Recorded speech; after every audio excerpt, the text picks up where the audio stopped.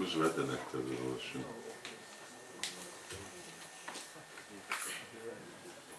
Very unconvincing. We have a regular group on Thursdays, so if you know what's going on, we're meeting at 7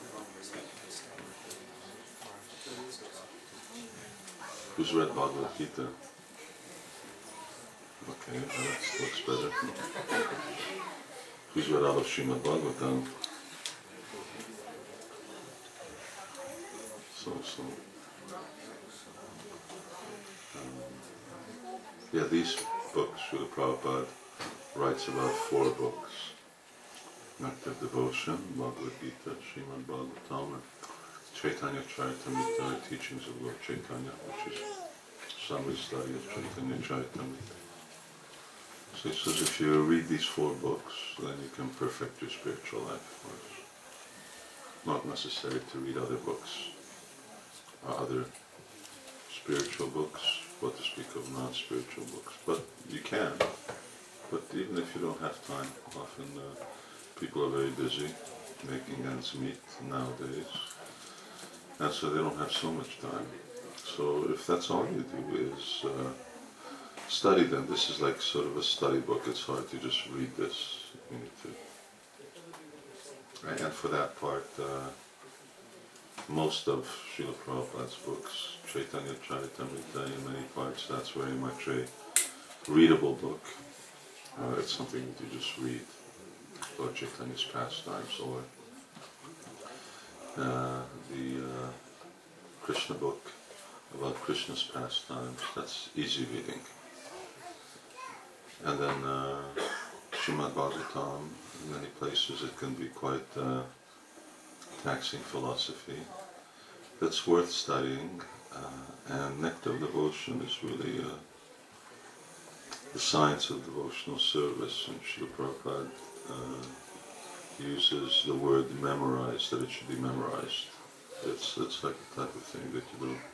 It's like mathematics. You don't sit down, maybe unless you're a mathematician, but for most people you don't sit and read a mathematics book. You learn it and you learn the formulas and learn equations, but it's not a reading thing.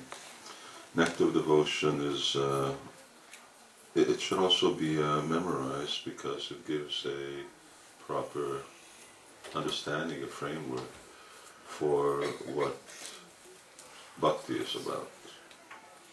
And particularly the first part of bhakti, which is of relevance, everything's relevant, but could be said of more relevance, is the devotional service and practice, sadhana bhakti. There are these 3 parts of Nectar of Devotion. Sadhana bhakti, bhava bhakti, prema bhakti, and then it goes on to rasa, different types of rasa and so on, a mixing of rasas. So one should know about sadhana bhakti because it's the means. Sadhana is called the means. So if you want to get somewhere and you don't know how to drive, or worse still, if you don't know how to walk, then you don't have any means for getting where you're going. So sadhana is compulsory. One has to know, how does one chant Hare Krishna, what is the purpose, the benefit of hearing Srimad Bhagavatam, what are the different pitfalls of devotion. It's like anything. Everything has a means that you want to acquire something. You need to have a real grasp of that. And it requires more than just memorizing, in the sense of memorizing something that you don't know how to put it into practice, because this you really need to put into practice. So sadhana bhakti needs to be put into practice. And it's great science. The subsequent parts, bhava bhakti, prema bhakti, they're there in order to tell us what the goal is. So you want to go somewhere, but if you have no real clear idea of why where you want to go, even if you have the means to get there, that again becomes a problem. I want to go to such and such place, what's there? I don't know. What's it like? I don't know. What's the weather? I don't know. Why do you want to go there? I don't know. And that's the problem. If you don't know about the goal, then you won't want to go there. So there's such a thing as ritualistic activity, which is when people perform activities, and they don't know why, and they don't know where they're going, they don't really care. It's just part of life. That's called religiosity. Religiosity is just when people have a certain sense or degree of piety, and they practice spiritual life because they're not as degraded as gross materialists. They find it integral to their being, but they don't practice spiritual life with the idea of getting out of the world. They practice spiritual life with the idea of being in the world. In other words, they have no goal. Their goal is here. And it's a fact, material world is quite attractive. It's attractive for those who are in it. For those who aren't in it, it holds no attraction. But for those who are in it, it's attractive, and therefore there has to be something, as Krishna says, param drishtva vivartate. There has to be something more attractive in order to want to practice. So why do I want to do sadhana if I don't know what is the sadhya? Sadhya means the goal, perfection. So if you don't know what perfection is, why will you practice? And that's why Rupa Goswami gives both are here, both the process of sadhana as well as the goal sadhya. They're all very nicely delineated. And if you know about the latter, then you go through the hardships of the former, because it's not easy. It's easy, but for people in Kali Yuga, nothing's easy. Even easy thing is difficult. So even the minimum is my maximum. So what we do, chant Hare Krishna, and take prasadam, and dance, and so that's the minimum. There's nothing easier than this. But even this minimum is really sort of a total strain for most of us. And in the rasa portion of Nectar of Devotion, then there's a description. Rasa means taste. So this whole book is called Bhakti Rasa Amrita Sindhu. Bhakti means devotion. Rasa is one of those Sanskrit words for which there's no real English corresponding word. But we use the word mellow or the taste. Actually, the relationship is another eternal relationship. So Bhakti Rasa Amrita Sindhu, the ocean of the nectarian mellows of pure devotion. This is called Bhakti Rasa Amrita Sindhu. And in these rasas or relationships, there are 5 different types of relationships that you can have with God. Generally, people view God as being almighty and themselves as being God's servants. So they have either one of 2 conceptions of God. That is one which is completely neutral, in which they're in awe of God, but they don't do anything. And the other one is when they're in awe of God, but they serve Him. So one is called neutrality, and the other one is called servitude. And this is generally what you'll find in most non-Vedic religions and even in Vedic religions. And then beyond that, when God's personality is actually known, then there are another 3 further mellows, and that is mellow of friendship, and parental relationship, and a conjugal relationship. So all of these five exist, and these are considered to be primary. So ultimately, we are trying to be established in one of these five relationships with Krishna, most likely the last four, but probably the last three, somewhere in there. This is Lord Chaitanya's gift. And then there are also secondary mellows. In other words, there are other moods that supplement these five. These five are what's called Sthai Bhava. Sthai Bhava means that this is the bhava, this is the mood that's sthai, this is what you're situated in. It doesn't change. And then these others, like dread and ghastliness, which we'll read about, these are some things that sometimes come and sometimes go. They're spiritual, but they're built upon the existing, one of the five existing relationships, and they're either of a temporary nature or they're of a supplemental nature. Like, for instance, chivalry is another. There's 7 of these. So Arjuna, he's Krishna's Sakha, he's Krishna's friend. That's his Sthai Bhava, that's his eternal relationship with Krishna. But he's also a Kshatriya. So Kshatriyas have a chivalrous mood.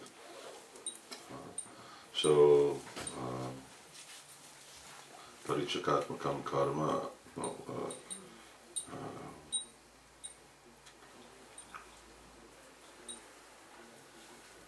Anyway, so Krishna says chivalry. This is one of the heroism. Is one of the characteristics of a Kshatriya. So Arjuna also has this chivalrous mood. His mood with Krishna is mainly of friendship, but chivalry is there because he's a fighter, he's a king. And so in that relationship in Dwarka, therefore he, Yudhishthira Maharaj and others also have this as a supplemental mood. Now, here we're reading about dread and ghastliness. In ecstatic love for Krishna in dread, there are 2 causes of fear. In other words, here, dread and fear are the same thing. Either Krishna himself or some dreadful situation for Krishna. What causes something? That's the first thing that you always analyze. Why?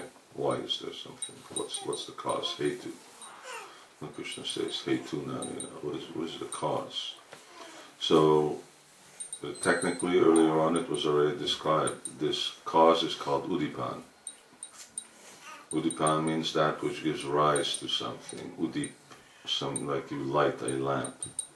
So something that sparks something off. It sparks off a feeling. So he says 2 things cause this dread. Is dread of Krishna or some dreadful situation for Krishna. When a devotee feels himself to be an offender at Krishna's lotus feet, Krishna himself becomes the object of dreadful ecstatic love. And when out of ecstatic love, friends and well-wishers of Krishna apprehend some danger for him, that situation becomes the object of their dread. Okay, here's the example. When Riksharaj was in front of Krishna fighting and suddenly realized that Krishna, Riksharaj is Jambavan, and suddenly realized that Krishna is the Supreme Personality of Godhead, Krishna addressed him thus, "My dear Riksharaj, why is your face so dry?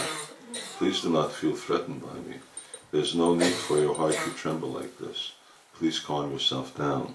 I have no anger towards you. You may, however, become as angry as you like with me, to expand your service in fighting with me, and to increase my sporting attitude. In this dreadful situation of ecstatic love for Krishna, Krishna himself is the object of dread."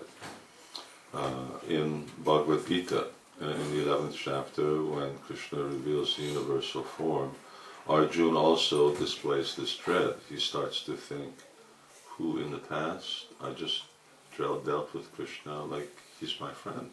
Sometimes I used to joke with him, sometimes actually make fun of him. But now I realize that actually he's the Supreme Personality of Godhead. So this past activity caused in Arjuna dread. And the cause is always love. It's not for any other particular reason. So that's an example. Here also, if you remember this story, Jambavan, when Krishna came to Jambavan's cave and he wanted to get back the Shamataka jewel, so they fought. And after they fought for, I don't know, 30 days, 40 days, something like that. Yeah. So then Jambavan figured out, he said, no one can fight like, the only person, because he was an associate of Lord Ramachandra, so he thought the only person who can fight like this is Ramachandra, therefore this Krishna must be Lord Ramachandra. And then it wasn't like he was just fighting some enemy, he realized he was fighting the person that he loved, so he became aware by fear, oh, I've committed an offense. I'm committing an offense to Krishna. There is another instance of a dreadful situation with Krishna as the object, as follows. After being sufficiently chastised by child Krishna in the Jamuna river, the Kaliya snake began to address the Lord. O killer of the Mura demon, I have acquired many mystic powers by my austerity and penances, but before you I am nothing. I am most insignificant. Therefore please be kind upon a poor soul like me and don't be angry with me. I did not know your actual position, and out of ignorance I have committed such horrible offenses. Please save me. I am the most unfortunate, foolish creature. Please be merciful to me. This is another instance of the ecstasy of dread in devotional service. So similar example of Kaliya, who, I don't know where this is stated. There's a very interesting thing here. He says, Kaliya says, I've acquired many mystic powers by my austerity. It's not in the Krishna book. It's from some other source. Because many of these pastimes are recorded in many different Puranas and there's different angles or information that's given on them. But anyway, Kaliya also came to the conclusion that this is Krishna. But of course there's a difference between Kaliya and Jambavan. Is that Jambavan or Arjuna, they were already in a relationship of love. They just didn't realize that Krishna's supremacy. Kaliya was inimical towards him. So how can his be actually claimed to be rasa? And the answer is because first Kaliya became purified of heart. So by Krishna dancing on his head, Kaliya became purified. When he became purified, he then developed love for Krishna, and then he started to regret that which he was doing, and he then felt this type of rasa. When the Kesha demon was causing disturbances in Vrindavan by assuming a large horse's body that was so big he could jump over the trees, that's a big horse. Mother Yashoda told her husband Nanda Maharaj, our child is very restless, so we'd better keep him locked up within the house. I have been very worried about the recent disturbances of the Kesha demon, who has been assuming the form of a giant horse. When it was learned, because this isn't in Krishna book either, he just sort of like appears on the scene, gets killed, and that's it. But here they're already talking about him earlier. When it was learned that the demon was entering Gokula in an angry mood, Mother Yashoda became so anxious to protect her child that her face dried up and there were tears in her eyes. These are some signs of ecstasy, of dread in devotional service, caused by seeing and hearing something that is dangerous to Krishna. So in the first one, Krishna was the object, and now here he's the subject. Someone's not feeling dread because of what they did to Krishna, but they're afraid of what it is that's going to be happening to Krishna. Here in Mother Yashoda, she's thinking that this demon is going to be a source of danger for Krishna. So he wants to, by all means, protect them. And she becomes overwhelmed, so overwhelmed that these symptoms appear. And of course this is there with all of these demon situations. And the question can be, well, what is the need for all of these other rasas or relationships? And the answer is it enriches the Krishna's pastimes. It revitalizes these secondary rasas they vitalize and keep fresh the actual original Sai Baba. So, like in this example, so Mother Yashoda is the original mother. She's the perfect mother. And she has unlimited motherly love for Krishna. But what is it that will increase that love? How do you increase something that's unlimited? And how do you intensify it? You put the object of love in danger. So if a mother thinks that her child's in danger, what does that mean? She gives up on him? No, it just increases her love even more. So, is that true? Mothers? Isn't it? Then it becomes much more intense. So, and that's going on a daily basis in Vrindavan, and even in the spiritual world. It may be going on, or at least they think it's going on, so they're constantly in a state of stress. So you have to get ready for that, because that's what goes on in the spiritual world. People are in anxiety. Anxiety in the material world is not good for you. Anxiety in the spiritual world is good for you. It increases the loving propensity, loving attachment towards Krishna. And this is always going on. Here's another example. After the Putana witch had been killed, some friends of Mother Yashoda inquired from her about the incident. Mother Yashoda at once requested her friends, please stop, don't bring up the incident of Putana. I become distressed just by remembering this incident. The Putana witch came to devour my son, and she deceived me into letting her take the child on her lap. After that she died and made a tumultuous sound with her gigantic body. So here's not exactly that the demon's there or the demon's coming, but just this thing that you just imagine that there's a little baby, and some demon comes to eat your child in disguise, and you invite him in, and you put your baby in their lap. So that's like something that sort of eats in a mother's mind for a long time. Here, the problem is it just keeps eating on her mind forever. So anytime someone brings it up, it just like places her into more dread, and that just increases the love. It keeps things going. It's like water. Water that doesn't move becomes stale, so it has to keep moving. So all of these different types of other ecstasies, they keep the Sai Baba, the original loving relationship with Krishna, they keep it constantly moving. They stir it up all the time, and that way it's always fresh.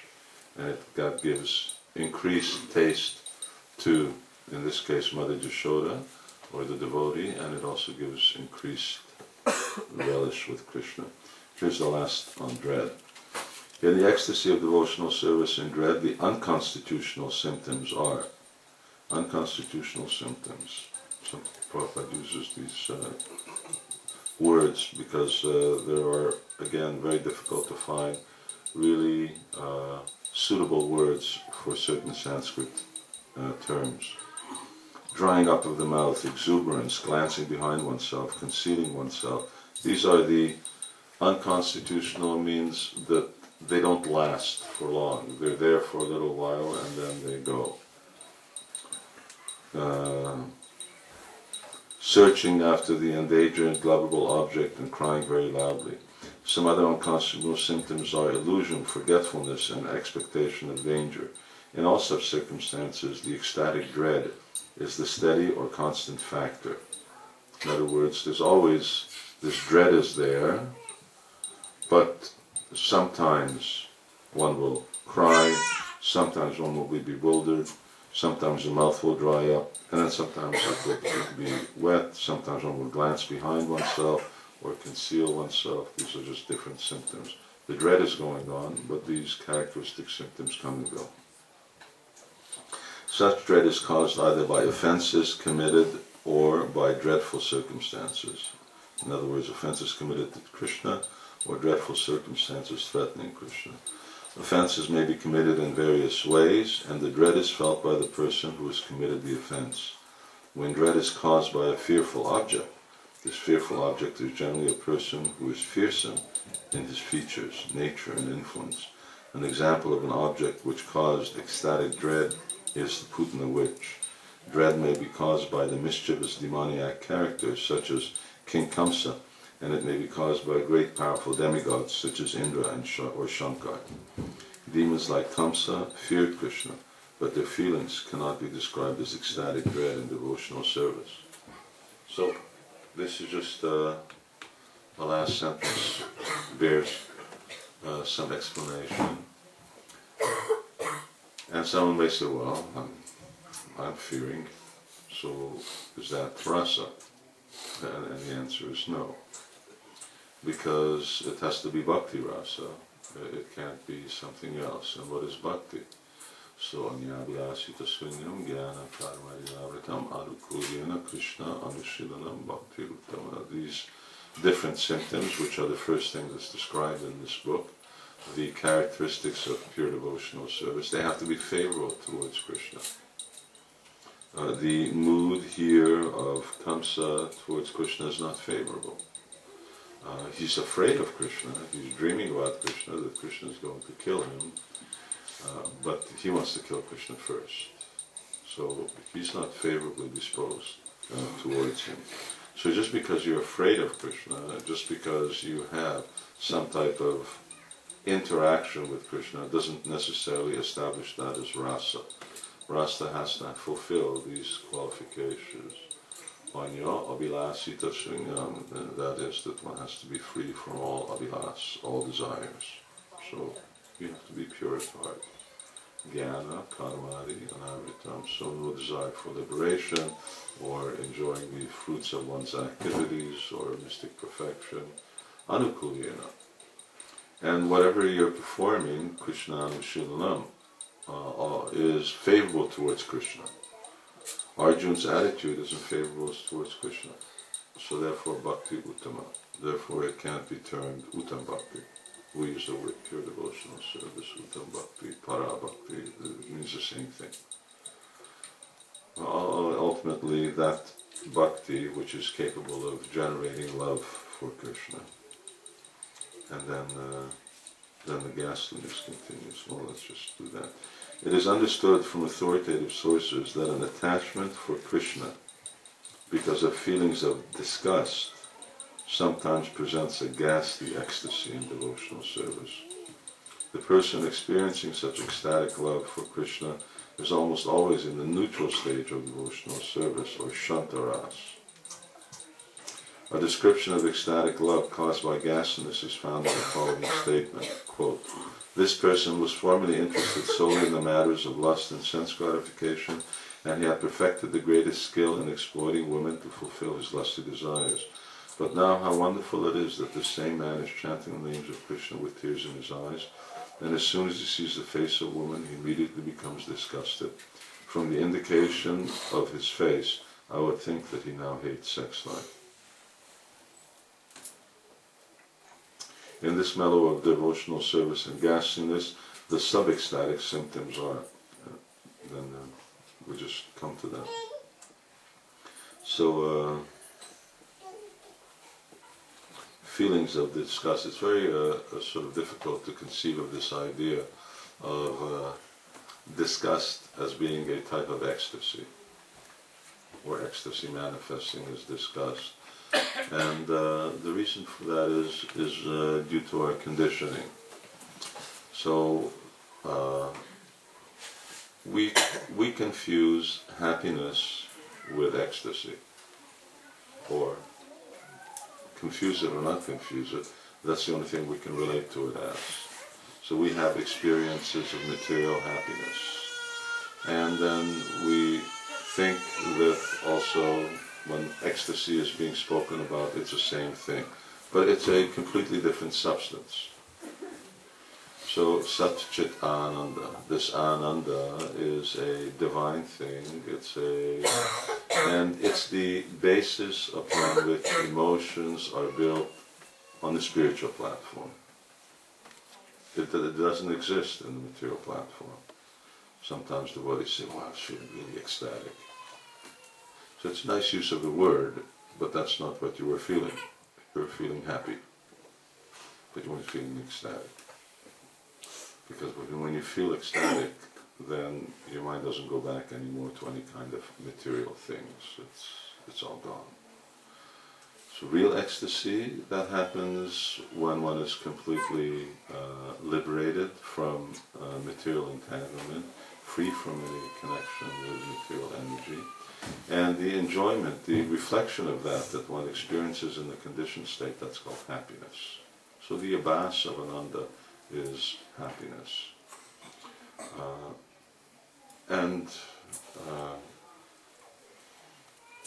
Until that realization of what spirit or spiritual life is, then it becomes very difficult to understand how such apparently, because for us we think, well, happiness or joy is a positive feeling, whereas fear or distress is a negative feeling. Because we live in the world of duality, and that's what it means for us. It means that actually there is no such thing as happiness. There's just relative degrees of misery, and therefore the misery that we adjust ourselves to, that we can call happiness, and the stuff that's too much, that we call distress. So just like earlier on, it was getting warm in the room, so that was a source of distress. And then if it gets too cold, then that becomes a source of distress. On the other hand, you know, the cold, this type of weather is, for an Eskimo, it's warm, it's like a holiday. We're off to the Bahamas. Whereas for us, it's just the opposite. Send him to India and he'll die before he gets off the plane, just of the heat. He won't be able to tolerate it. So for him it's suffering. So what is it? Is it happiness or is it distress? Well, obviously, neither happiness and distress are in either heat or cold. It's just the perception or the conditioning that we have when we say something's happy, something's distress, something's bad.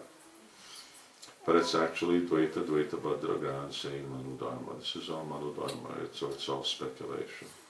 Now in the spiritual world, things are a little different. There's no duality, there's only one thing. Sat Chit Ananda, there's only these things. There's only spirit. Here there's spirit and matter. There's only spirit. So everything's made of spirit. So the floor is spirit. Here the floor isn't spirit. Here the floor is matter. Here this body is matter. There the floor is spirit. There the house is spirit. Everything is spiritual. The trees are spiritual. Of course here the trees are also spiritual. But everything is about the trees is spiritual. Not only just the soul of the tree, but every part of the tree. So there's nothing else other than spirit in the spiritual world. So there's nothing else for distress to be made up of in the spiritual world other than Ananda. There's no distress. It's all happiness. Here it's just the opposite. So what we perceive, or what we think, oh, here is ghastliness and dregness, or someone's actually feels disgust. It's disgust. It's something that vitalizes, that gives a certain emotion that in some way or another nurtures further the Sthai Bhava, or the eternal relationship with Krishna. And it's made of the same stuff. It's made of the same substance, like atoms. Air is atoms. This floor is atoms. This body is atoms. Whether it's hard or soft or liquid or anything, or furry or smooth, it's all made of atoms. It's the same thing. In spiritual world, everything's made of Ananda. Sometimes it's hard, sometimes it's soft, sometimes it's disgust, sometimes it's like, but it's all the same thing. It's all bliss. So that's what it means. So sometimes we hear that, well, they're in anxiety, but at the same time, just be happy forever. So which is it? Am I going to be happy forever? It's both. You're being happy forever, but in being happy forever, their happiness is, bliss is, that you experience all of this type of variety, but it's all made of happiness. Even the distress is made of happiness. Here the happiness is made of distress, and there the distress is made of happiness. So everything is made of happiness. The disgust is made of happiness, the dread is made of happiness, the ghastliness is made of happiness. In this mellow devotional service and ghastliness, the sub-ecstatic symptoms, those which come and go, are spitting upon the consideration of one's past life. Don't do it again. Do that outside. Contorting the face, covering the nose, and washing the hands. There's also trembling of the body, forcible twisting of the body, and perspiration. Other symptoms which may be present are shame, exhaustion, madness, illusion, frustration, humility, self-pity, restlessness, eagerness, and stunning of the body. These are not reversible equations. You know, like in chemistry, certain equations are reversible, or certain chemical reactions are reversible, and some only go one way.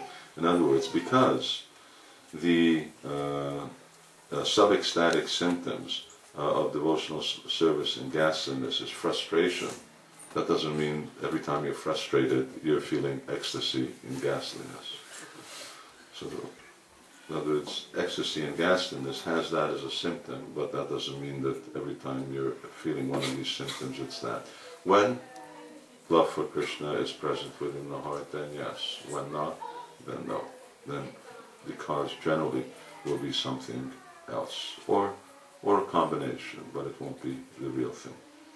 When a devotee lamenting for his past abominable activities shows special symptoms on his body, this feeling is called ecstasy and devotional service and ghastliness.